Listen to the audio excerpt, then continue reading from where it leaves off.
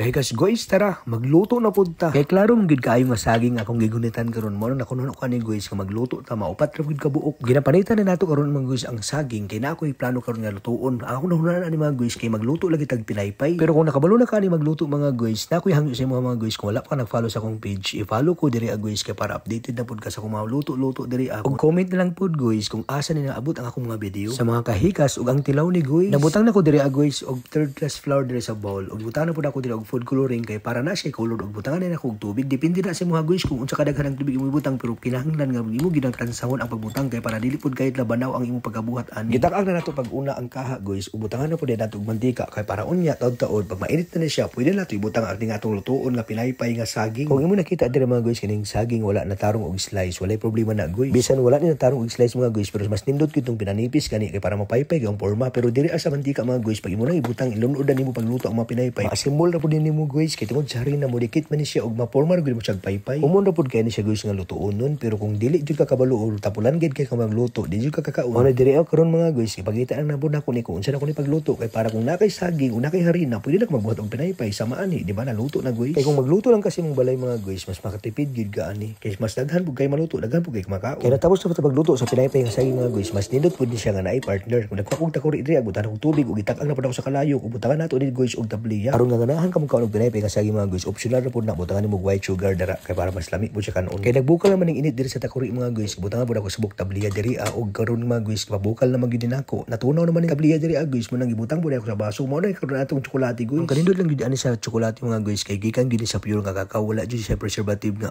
added nga makadaot sa atong lawas kay natural man gid siya nga ginabuhat gid na ginagaling o ginaluto mao ni karon mga guys mao ni atong nakapi karon. Kay na-prepare naman atong merienda diri mga guys di gyud pud ni makompleto pud kung wala tay tilaw diri ni guys. Makaingon gid kog lami man di ay. Maro to guys. Bye bye.